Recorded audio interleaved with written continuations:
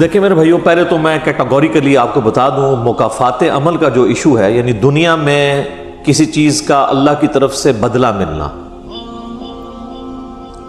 آخرت میں تو ظاہر ہے ملنا ہی ملنا ہے۔ السلام علیکم ورحمۃ اللہ وبرکاتہ۔ دنیا کی بیماریاں، تکلیفیں، مکافات عمل ہے یا اللہ کی آزمائش؟ تو اس ویڈیو میں علی مرزا نے بتایا ہے کہ جو اللہ کی طرف سے ساری چیزیں ہوتی ہیں ان کا معاملہ کیا ہے، اور قرآن کی ایک سورہ کا انہوں نے تفصیل بیان کیا ہے، اور اس میں بتایا ہے کہ اللہ کیا بتا رہے ہیں اور آپ کو کیا کرنا چاہیے۔ تو آزمائش وغیرہ جو چیز بھی ہیں وہ اللہ کی طرف سے ہیں، بیماریاں اور کافی چیزیں ہیں جو انسان جو ہے کچھ پریشانی وغیرہ آتا ہے تو وہ جو ہے چڑچڑا ہو جاتا ہے، وہ بولتا ہے ہمارے ساتھ ہی کیوں ہوتا ہے۔ یہ سب آزمائش ہے، اور اللہ اتنا ہی تکلیف دیتے ہیں جتنا بندہ برداشت کر سکے۔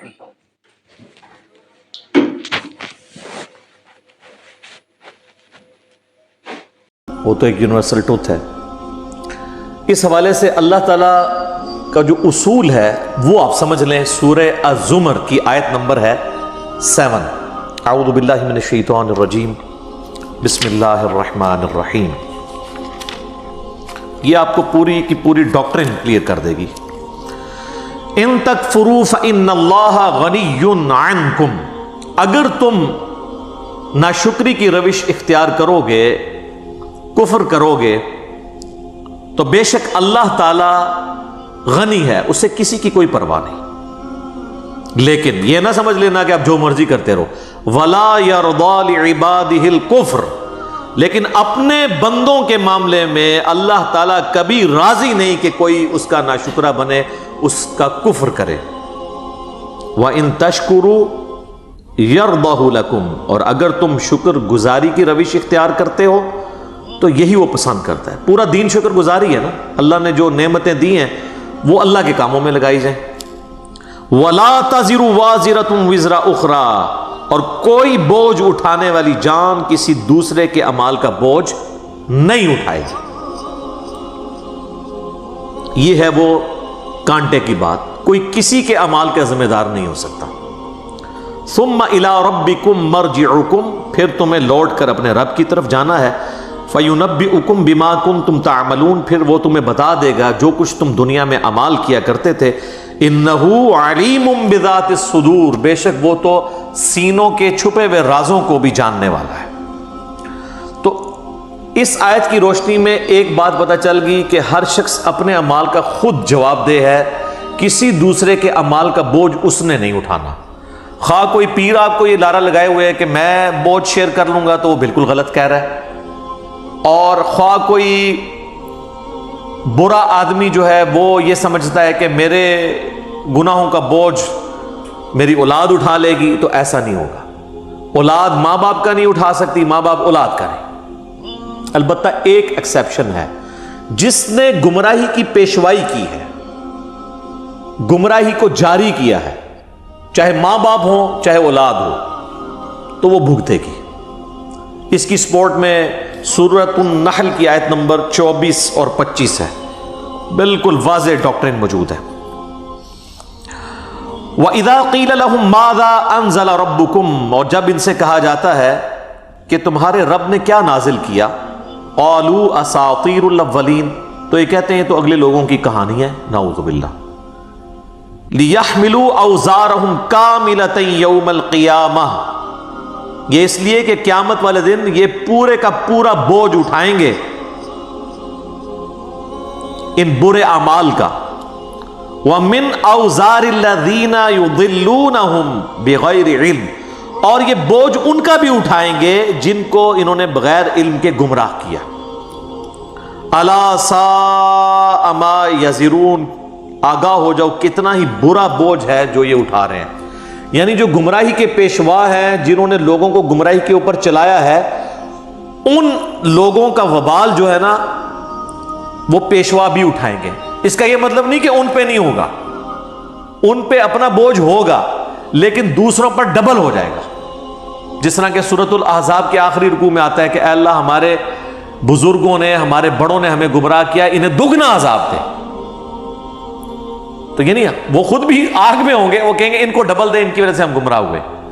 جن کے لیے یہاں پہ دنیا میں لوگوں سے لڑا کرتے تھے، جن کو چندے کھلایا کرتے تھے، جن کے لیے مر مٹنے کے لیے تیار ہو جاتے تھے، قیامت والے دن کہیں گے کہ اللہ ان کو ڈبل عذاب دے، ان کی وجہ سے ہم گمراہ ہوئے. تو یہ ایکسیپشن ہے کہ اگر کسی شخص نے دنیا میں گمراہی کو عام کیا تو وہ جتنے فالوورز ہیں ان کا وبال بھی اٹھائے گا کمبائنڈ فارم میں، اور فالوورز کے اپنے وبال میں بھی کمی نہیں ہوگی. تو یہ مکافات عمل اس اعتبار سے ہوگا کہ انہوں نے وہ بوجھ اٹھانا ہے. اب رہا آخرت کے اندر مکافات عمل کا ایشو، تو یہ یاد رکھیے گا قرآن حکیم میں یہ ٹاپک کئی جگہ ڈسکس ہوا ہے. کلائمیکس اس کا سورۃ الزلزال ہے، فَمَن يَعْمَلْ مِثْقَالَ ذَرَّةٍ خَيْرًا يَرَهُ وَمَن يَعْمَلْ مِثْقَالَ ذَرَّةٍ شَرًّا يَرَهُ. جس نے ذرے کے برابر بھی نیکی کی ہے، خیر کا کام، قیامت والے دن وہ اس کے سامنے لے آیا جائے گا. اور جس نے ذرے کے برابر گناہ بھی کیا ہے وہ بھی نہیں بچے گا، وہ بھی اس کے سامنے اللہ تعالیٰ لے آئے گا. اب رہا دنیا میں مکافات عمل، بدلہ ملنا، اس کا نتیجہ ملنا برے اعمال کا، تو یہ پاسبل ہے. اچھے اعمال کا بھی مکافات عمل دنیا میں ہو سکتا ہے کسی شخص کے حق کے اندر. کافروں کے لیے تو ہمارا عقیدہ ہی یہی ہے کہ کافروں کو دنیا میں ان کے نیک اعمالوں کا اجر مل جائے گا مشہوری کی شکل میں. مدر ٹریسا نے بہت نیکی کے کام کیے ہیں، دنیا میں امن کا نوبل پرائز بھی اسے ہیومینٹی کا مل گیا، تو بس یہ اس کے لیے اجر ہو گیا. آخرت اس کے لیے ہے جس کا عقیدہ توحید کا، رسالت کا، آخرت کا درست ہوگا. دنیا کے اندر جو مکافات عمل والا معاملہ ہے یہ ہو بھی سکتا ہے اور نہیں بھی ہو سکتا. ایون قرآن حکیم میں درجنوں جگہ پہ آیا ہے کہ اے نبی علیہ السلام، ہم چاہیں تو آپ کی زندگی میں انہیں عذاب دکھا دیں، ان کے اوپر عذاب ہوتا ہوا آپ کو، چاہے ہم آپ کو فوت کر دیں اور آپ کے بعد ان کو عذاب دیں، الٹیمیٹلی ان پہ عذاب آنا ہے. تو نبی الاسلام کو بھی کہا گیا کہ یہ جو ہم کفار مکہ سے عذاب کے وعدے کر رہے ہیں، کچھ کا پھر آپ کی زندگی میں دکھا دیا گیا، کچھ کا بعد میں ہوا. رومنز اور پرشینز کا انجام تو پھر خلفائے راشدین کے دور میں ہوا ہے. تو یہ اللہ کی مرضی ہے کہ کس وقت کسی کے اوپر کوئی حکم جاری کرے. لیکن یہ یاد رکھیے گا کہ مکافات عمل دنیا کے اندر کسی کے اوپر ہوا ہے، اس کا فیصلہ آج کی ڈیٹ میں کرنا یہ ہمارے لیے پاسبل نہیں ہے، کیونکہ علم الغیب سے جو چیزیں تعلق رکھتی ہیں وہ صرف پیغمبر کے پاس وحی کے ذریعے آتی ہیں.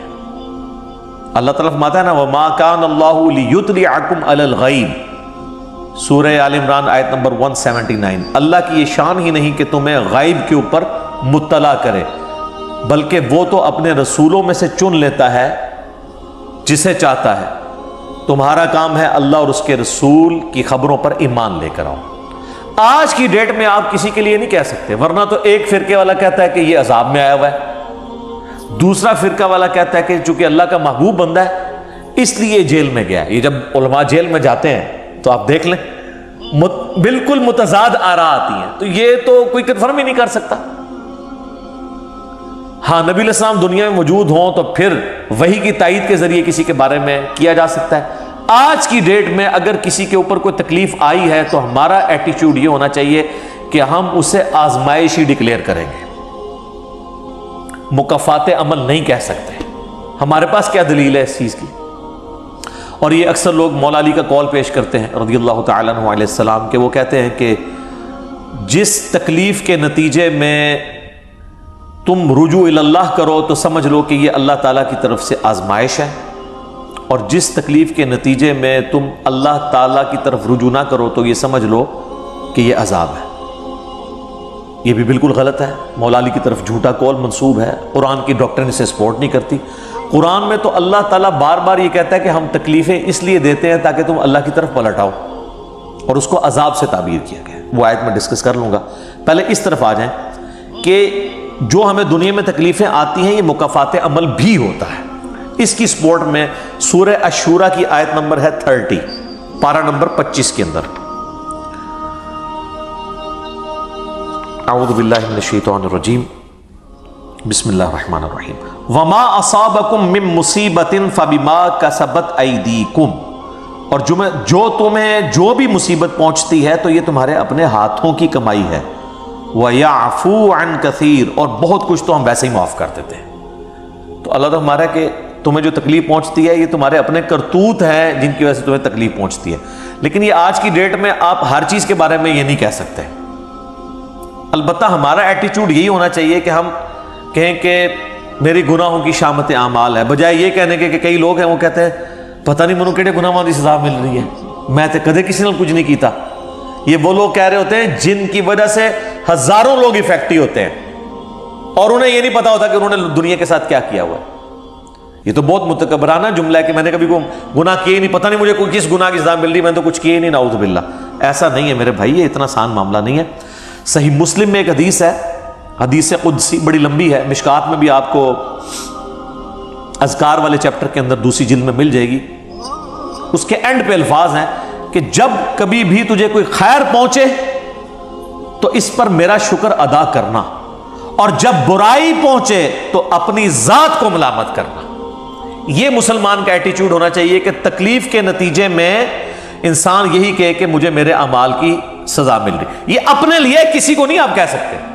اور جو خیر پہنچے آپ نے کہنا یہ میرے اللہ کا فضل ہے، اس میں یہ نہیں کہنا کہ میرے نیکیوں کی جزا مجھے دنیا میں مل رہی ہے، عاجزی کی طرف جانا ہے ہم نے۔ ایک اور آیت ہے سورہ الروم میں، پارہ نمبر 21 میں 41 نمبر آیت ہے، ظہر الفساد فی البر والبحر بما کسبت ایدی الناس، فساد پھیل گیا ہے خشکی میں بھی اور تری میں بھی، سمندروں میں بھی، لوگوں کے اعمال کے سبب، لیذیقہم بعض الذی عملوا لعلہم یرجعون، اور یہاں پہ وہ فلسفہ بھی بیان ہو گیا، اس کے ذریعے ہم چاہتے ہیں کہ ہم انہیں مزہ چکھا دیں بعض کو بعض کا، ان کے اعمال کا، تاکہ یہ ہماری طرف لوٹ آئیں۔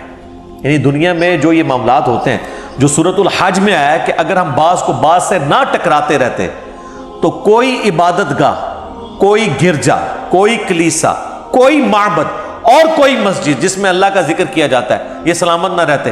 یہ جنگوں کے ذریعے اللہ تعالیٰ کنٹرول کرتا ہے نا سر، ورنہ تو یقین کریں جب حکمرانی میں بندہ آتا ہے تو پھٹ جاتا ہے۔ دیکھیں تاتاریوں کے آگے بند ہی نہیں باندھا جا رہا تھا،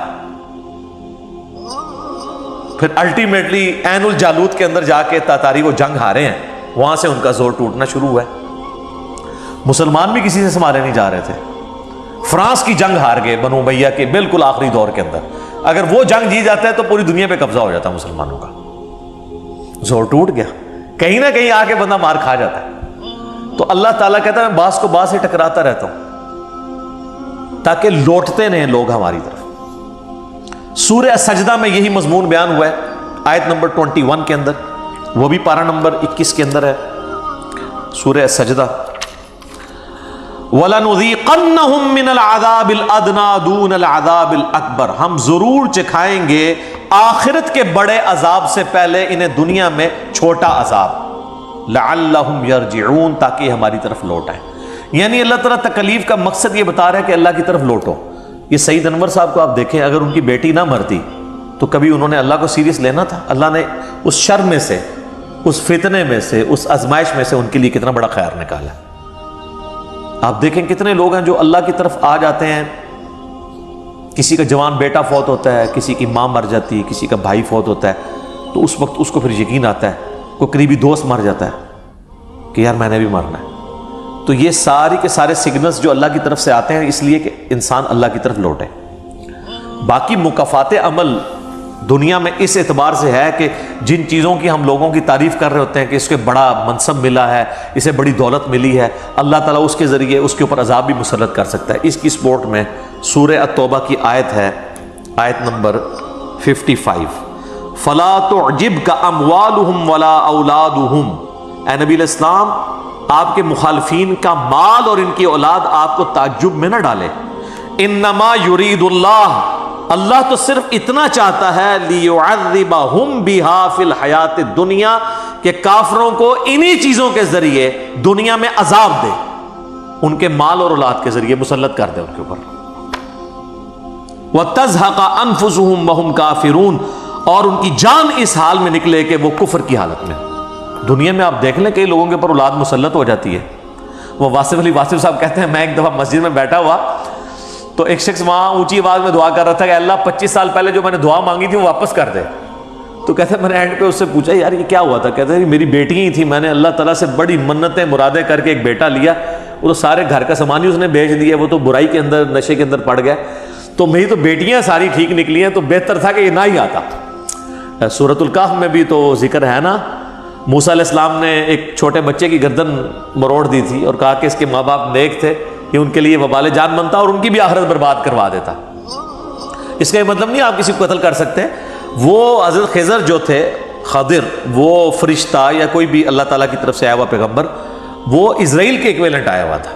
اس سے اللہ نے مسئلہ تقدیر سمجھایا کہ بظاہر تمہیں کوئی شر پہنچتا ہے اس میں خیر پوشیدہ ہوتی ہے، لیکن تمہیں اس وقت ہی پتہ ہوتا ہے، جو سورۃ البقرہ میں آیا کہ بعض اوقات تمہیں کوئی خیر پہنچتی ہے اور یعنی انسان یہ سمجھ رہا ہوتا ہے کہ یہ میرے لیے خیر ہے اور اس کے اندر شر چھپا ہوتا ہے تمہارے لیے، اور بعض اوقات شر آتا ہے اور اس میں تمہارے لیے خیر چھپی ہوتی ہے. اللہ جانتا ہے تم نہیں جانتے. یہ تعویل خاص میں تو جہاد اور قتال کے بارے میں آیا کہ بظاہر تو یہ مشکل کام ہے لیکن اس کے اندر خیر چھپی ہے، ایک بڑی کاز کے لیے قتال ہو رہا ہے، لیکن یہ جنرل رول بھی ہے اللہ تعالیٰ کا. پھر میں وہی بات کروں گا کہ آج کی ڈیٹ میں آپ کسی کے اوپر فتویٰ نہیں لگائیں گے کہ یہ اسے جو ہے وہ اپنے اعمال کی سزا مل رہی ہے، کیونکہ سر دنیا میں ہو جاتا ہے بڑے بڑے نیک لوگوں کی اولاد خراب نکلتی ہے. حضرت نوح علیہ السلام کی کوئی تربیت میں فرق رہ گیا تھا؟ قرآن میں آیا کہ ان کا بیٹا کافر نکلا، تو آپ کوئی کہے گا کہ حضرت نوح کے لیے معاذ اللہ مکافات عمل ہوا تھا؟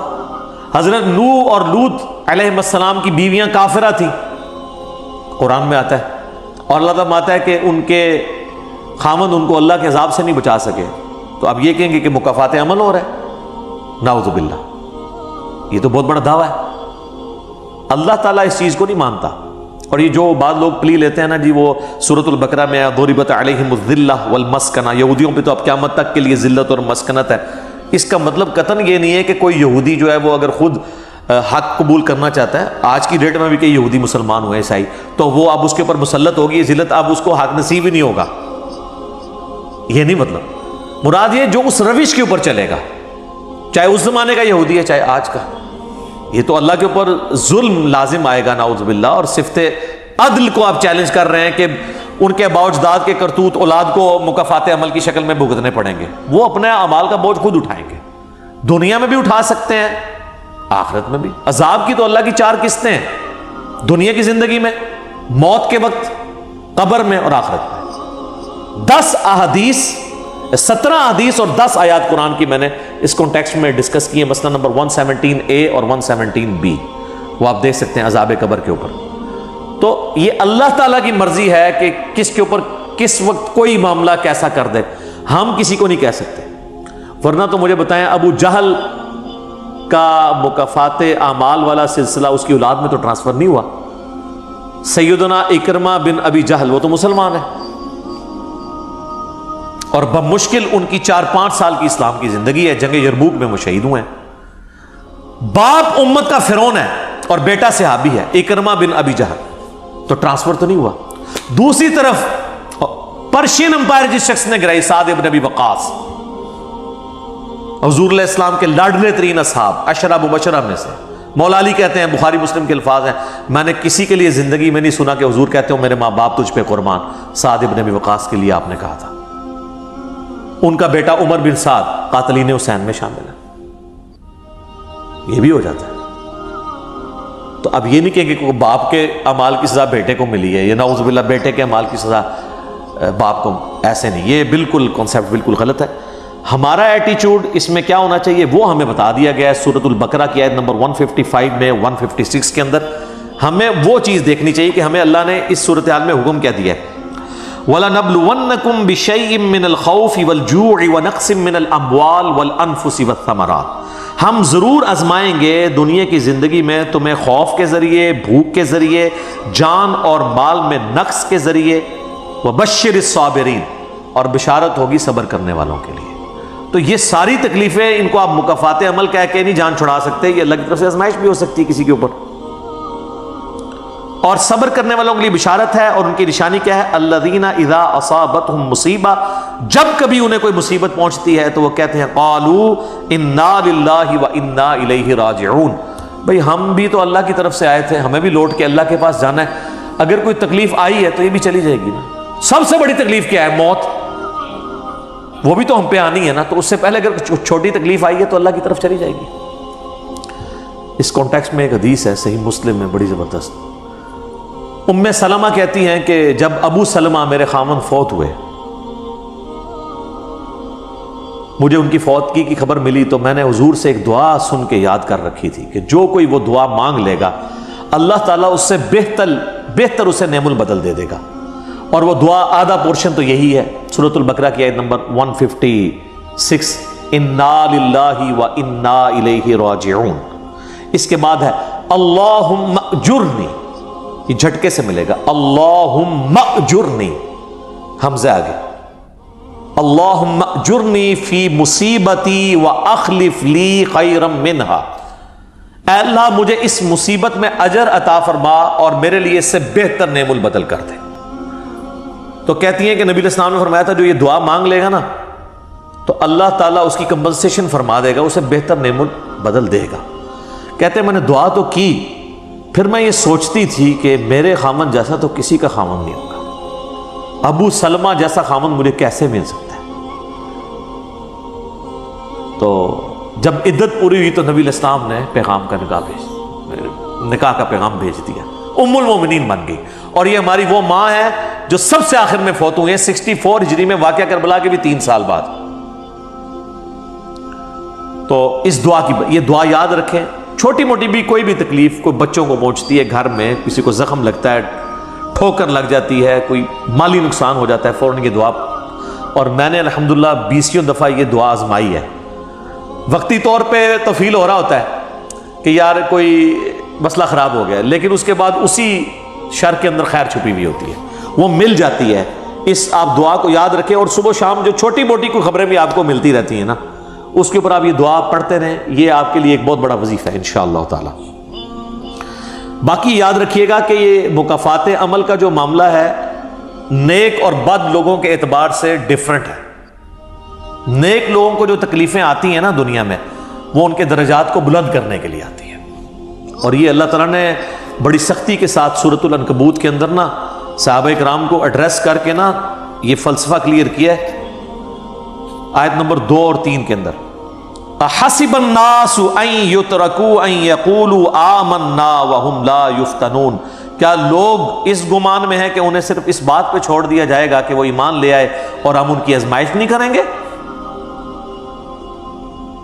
وَلَقَدْ فَتَنَّ الَّذِينَ مِن قَبْلِهِمْ، بے شک ہم نے ضرور آزمایا تھا ان سے پہلے لوگوں کو، فَلَيَعْلَمَنَّ اللَّهُ الَّذِينَ صَدَقُوا وَلَيَعْلَمَنَّ الْكَاذِبِينَ، تو اللہ تعالیٰ ضرور جانچ کر رہے گا کہ کون سچے ہیں اپنے دعوے کے اندر، کس دعوے میں کہ غلامی رسول میں موت بھی قبول ہے، اور کون صرف نعرہ بازی کر رہے ہیں۔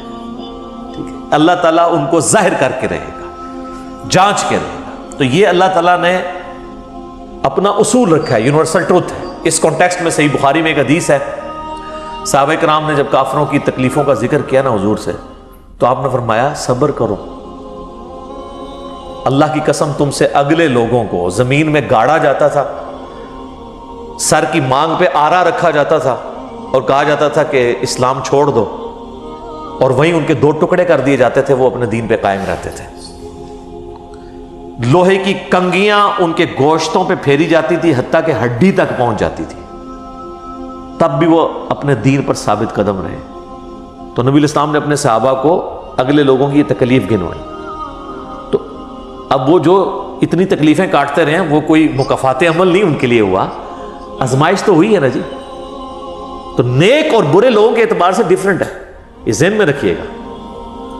بخاری و مسلم کی متفق علیہ حدیث ہے، نبی علیہ السلام نے فرمایا مسلمان کو کوئی بھی تکلیف پہنچتی ہے، دکھ درد بیماری، کوئی اندیشہ کہتے ہیں ذہنی ٹینشن کو صرف، کہ یہ نہ ہو جائے، حتیٰ کہ اس کے پاؤں میں کانٹا بھی چبھ جائے، تو اللہ تعالیٰ اس کے بدلے میں اس کے گناہوں کو معاف کر دیتا ہے۔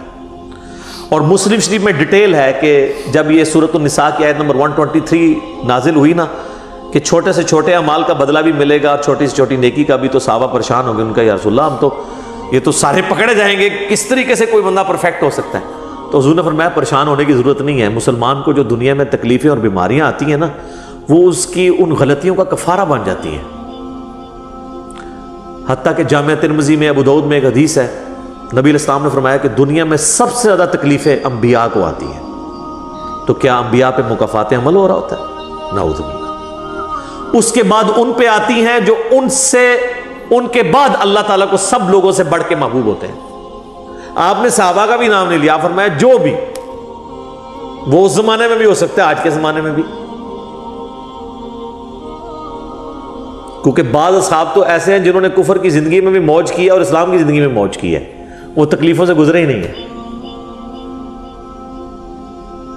اچھا، اور پھر فرمایا اس کے بعد وہ لوگ ہیں جو اس کے بعد اللہ کو سب سے بڑھ کر محبوب ہوتے ہیں، حتیٰ کہ انسان پہ تکلیفیں آتی رہتی ہیں اور اس کی موت کا وقت آ جاتا ہے اور اللہ تعالیٰ اسے پاک و صاف کر کے دنیا سے اٹھا لیتا ہے۔ یہ جو لوگ کہتے ہیں نا یار وہ موت کے وقت فلانے کے ساتھ، یار وہ احمد دیدہ صاحب 9 سال تک قومے میں رہے ہیں، اتنی اسلام کی انہوں نے خدمت کی، ہزاروں عیسائیوں کو مسلمان کیا، لاکھوں مسلمانوں کے ایمان کی حفاظت کا سبب اللہ نے ان کو بنایا، لیکن وہ 9 سال تک قومے کی حالت میں رہے، 1996 سے لے کے 2005 تک۔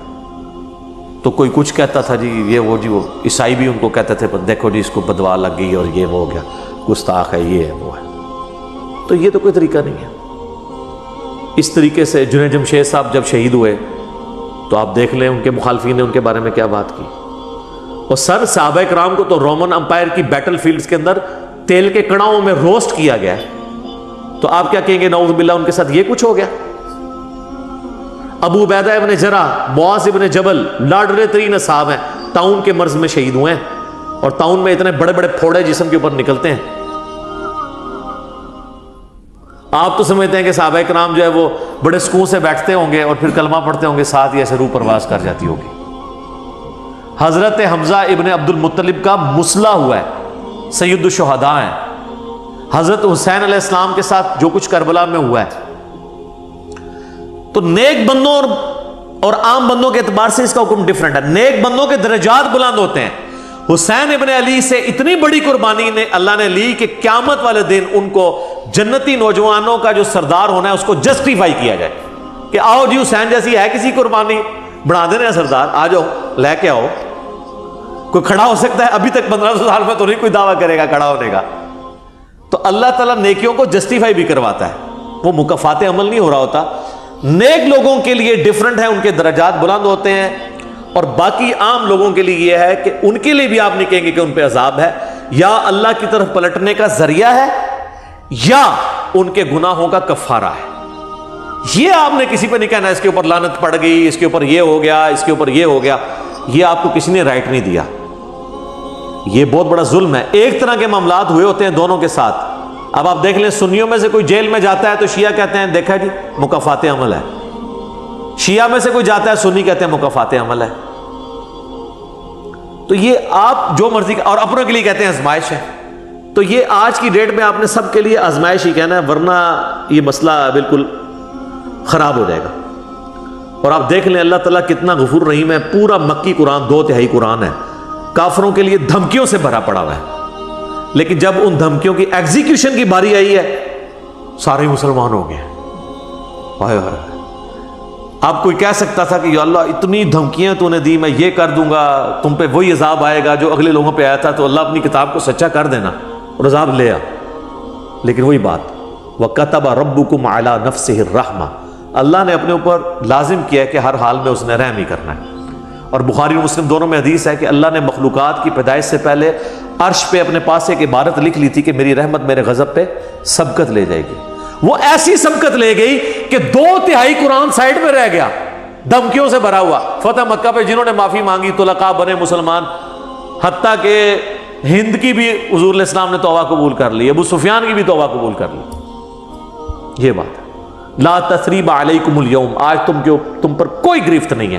جو حضرت یوسف نے آیت پڑھی، وہ جو الفاظ ہیں نا قرآن میں سورہ یوسف میں، وہی نبی علیہ السلام نے آیت پڑھ دی. تو یہ اللہ تعالیٰ کی رحمت ہے. ہم اللہ تعالیٰ سے اللہم انی اسألک من فضلک ورحمتک، آمین. اللہ جی، اللہ تعالیٰ سے خیر مانگنا چاہیے، اللہ تعالیٰ کی طرف رجوع لانا چاہیے. اس حوالے سے بخاری اور مسلم دونوں میں حدیث ہے. میں اب آپ کو تھوڑے وظیفے بھی بتا دوں نا.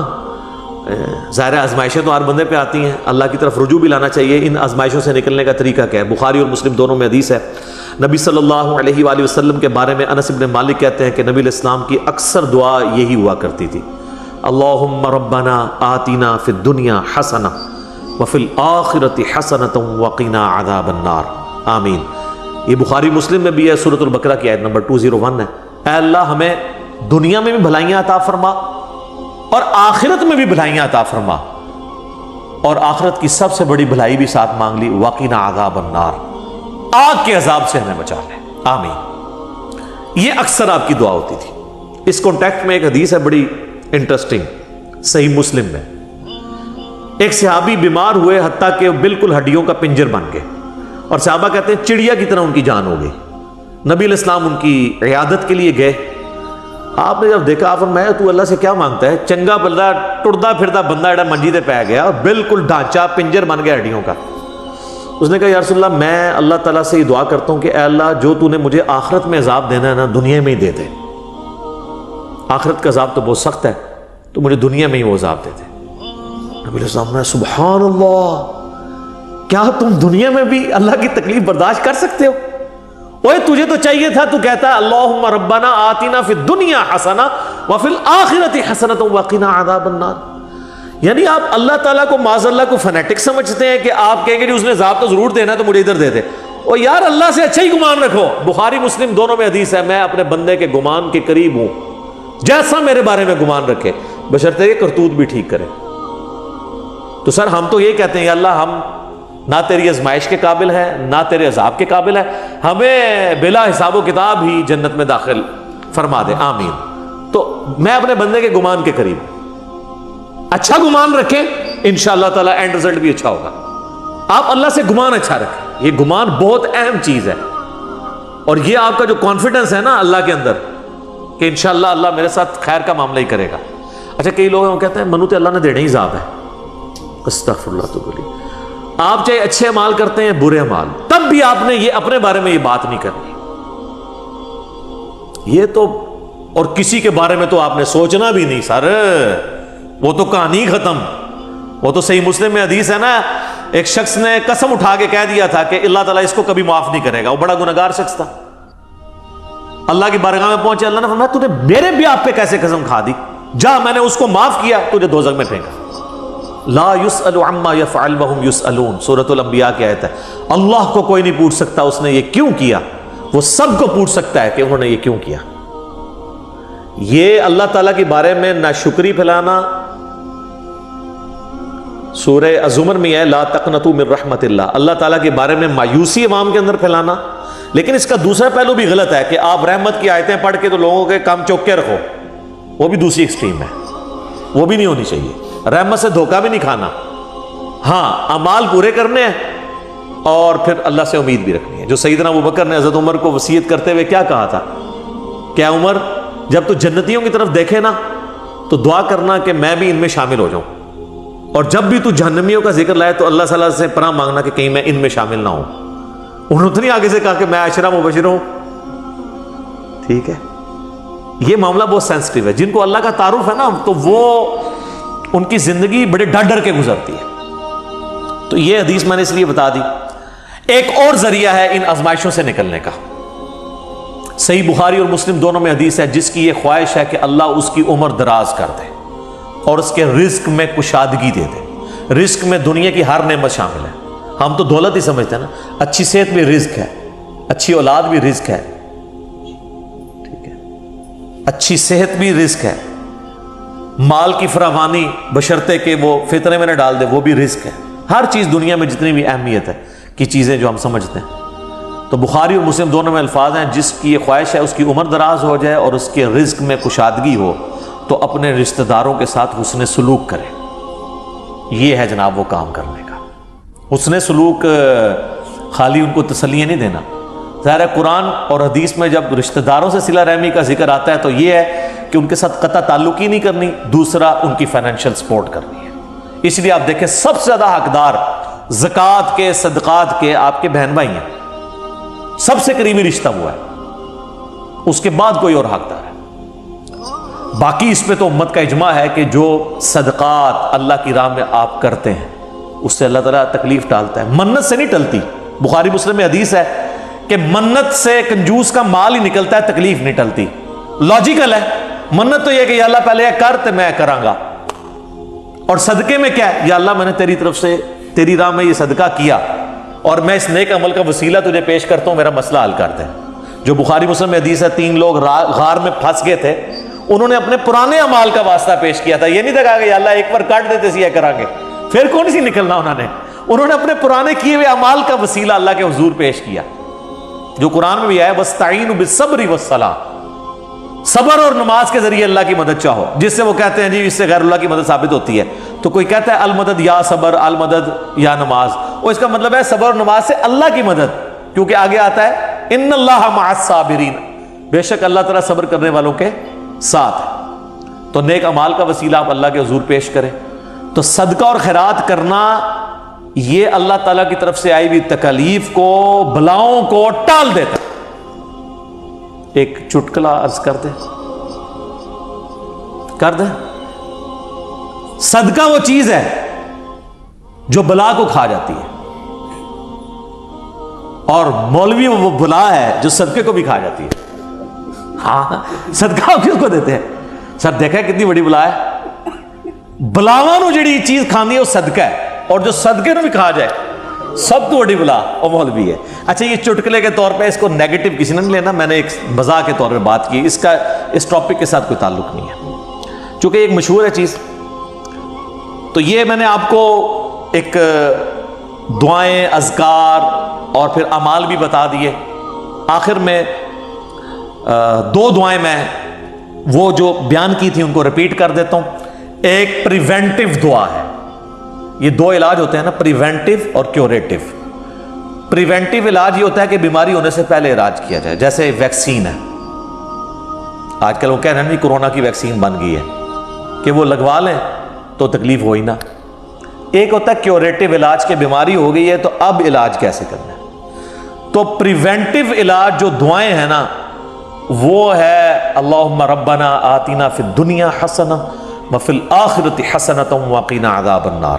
ہر نماز کے تشہد میں اسے مانگے، ٹھیک ہے، بلکہ سجدے میں مانگے۔ صحیح مسلم میں حدیث ہے کہ سجدے میں تم اپنے رب کے سب سے زیادہ قریب ہوتے ہو، خوب دعائیں مانگا کرو، سجدے میں بھی آپ یہ دعا مانگ سکتے ہیں، تشہد میں تو مانگے ہی مانگے۔ وہ بخاری مسلم میں حدیث ہے درود شریف کے بعد جو چاہو اپنے رب سے مانگو، وہ تو قبولیت کی ایک جگہ ہے۔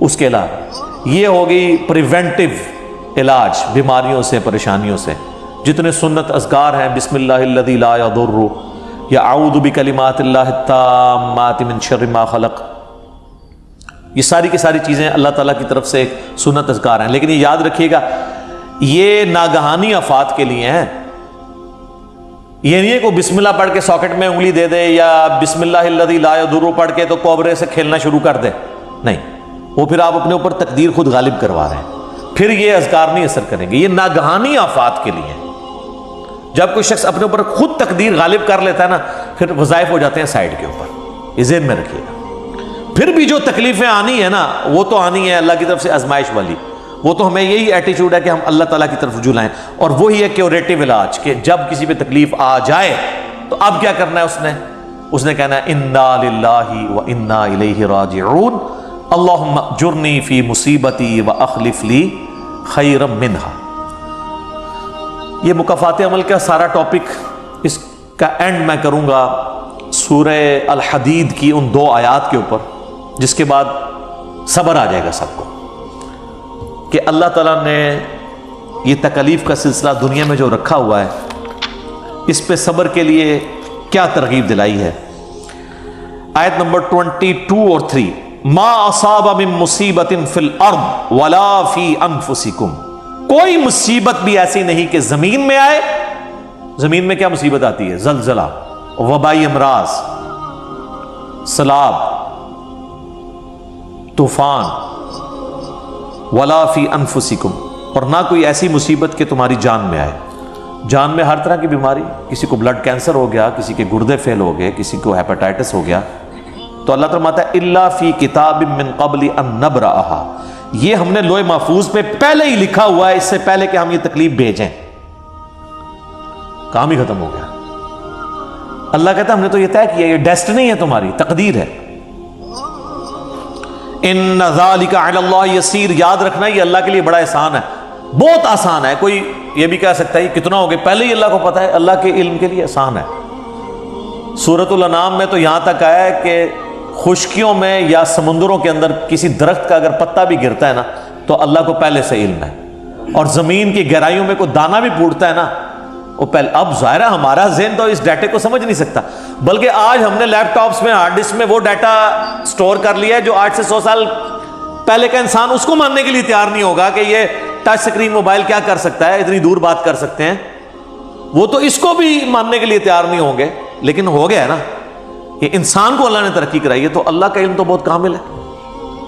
لِكَيْ لَا تَأْسَوْا عَلَىٰ مَا فَاتَكُمْ، یہ ہم نے اس لیے کیا، یعنی ہم نے تقدیر میں پہلے یہ چیزیں لکھی تھی تاکہ تم مت افسوس کرو اس چیز پہ جو تم سے چھین لی جائے. وَلَا تَفْرَحُوا بِمَا آتَاكُمْ، اور اس پہ شیخی مت بگاڑنا جو اللہ نے تمہیں دی ہے. اللہ کسی سے لے کے ازماتا ہے تو کسی کو دے کے بھی ازماتا ہے.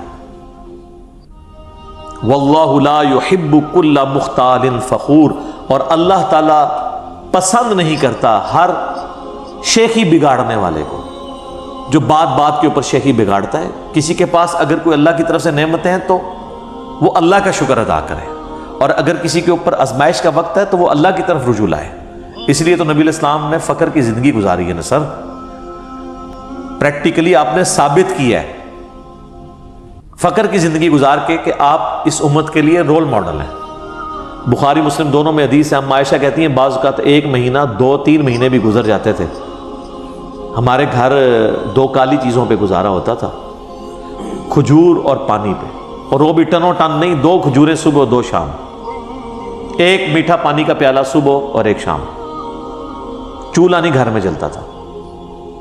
بخاری اور مسلم دونوں میں حدیث ہے نبی علیہ السلام دعا کرتے تھے اے اللہ محمد اور آل محمد کو بس اتنا ہی دینا کہ ان کے روح اور جسم کا رشتہ چلتا رہے، بس سبسسٹنس لیول کے اوپر. صحیح بخاری میں حدیث ہے ابو ذر غفاری کہتے ہیں نبی علیہ السلام نے مجھے کہا وہ ابو ذر دیکھ رہے ہو سامنے احد پہاڑ؟ تو کہتے ہیں میں ذہن میں پلان کرنا شروع ہو گیا کہ مجھے حضور کسی کام سے بھیجنے لگے، تو میں نے سوچا میں اتنے بجے جاؤں گا، اس طرح واپس آؤں گا. تو آپ نے فرمایا کہ یہ اگر سارا سونے کا ہو، کئی کلومیٹرز میں پھیلا ہو، 3 دن نہیں گزریں گے میں اللہ کی راہ میں خیرات کر دوں گا. اس لیے تو بزرگ غفاری پھر آل امیہ سے لڑتے تھے نا. وہ تو کہتے تھے یار تم لوگ اب یہ ہمیں باتیں سناؤ گے کہ جی جوڑتے رہو، زکات دے رہو تو خیر ہے، یہ تو امت کے لیے تھا، تم تو حضور کی صحبت یافتہ لوگ ہو. بخاری اور مسلم دونوں میں حدیث ہے سیدنا عمر حضور علیہ السلام کو ملنے آئے، واقعہ ایلا کے موقع پر، جو حضور 1 مہینے کے لیے اپنی بیویوں سے ناراض ہو گئے تھے، اسے ایلا کہتے ہیں، اور چھت کے اوپر والے حصے پہ شفٹ ہو گئے. حضرت عمر گئے تو حضور علیہ السلام چٹائی پہ لیٹے تھے، اٹھے تو چٹائی کے نشان تھے، اوپر بھی کرتا بھی نہیں تھا، صرف تہمت پہنی ہوئی تھی. حضرت عمر کی آنکھوں میں آنسو آ گئے کہ یا رسول اللہ یہ کیسر و کسرا دنیا کے مزے لوٹ رہے ہیں، آپ تو اللہ کے رسول ہیں، آپ کی حالت ہے. آپ فرمایا عمر لگتا ہے کہ دنیا کی حقیقت ابھی بھی تجھ پہ نہیں کھلی.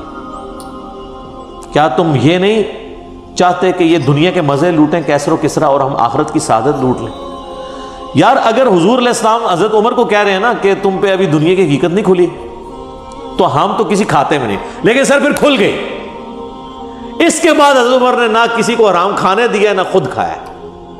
کتنے خزانے آئے ہیں رومنز اور پرشینز کے، کسی کی جرت نہیں تھی کہ کوئی اس میں سے اس طریقے سے نہ حق لے لے.